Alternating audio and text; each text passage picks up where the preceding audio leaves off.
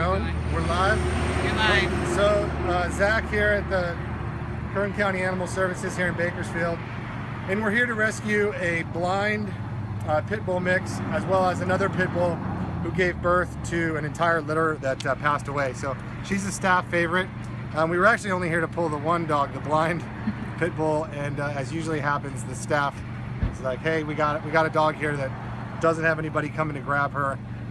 Again, she's a pit bull, cropped ears, beefy girl, and pretty much the opposite of the dog that most people will come to rescue. So what we're going to do is introduce the two of them, kind of give a couple of pointers about how to introduce pit bulls. First things first, if you look down at this dog, if you pan the camera down, you want the leash to be on whichever side is dominant for you. So that's my left side. And I want the leash to be loose. You never want to introduce dogs when the leash is tight.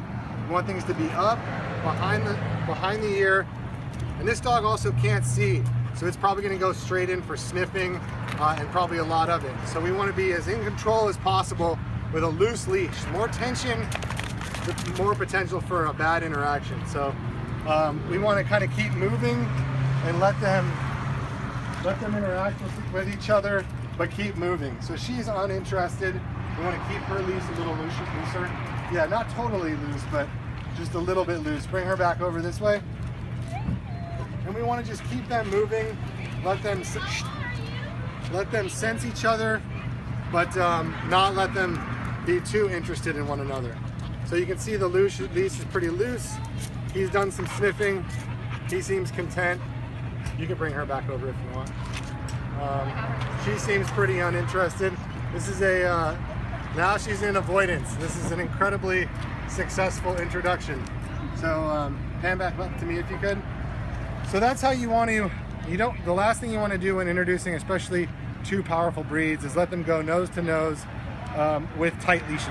You want to be in control. I need to be able to take him away if I need to, or her away. But this worked out very well. For a blind dog, he didn't even go in for sniffing very much, but he knows she's there and he seems to have accepted her and she's accepted him.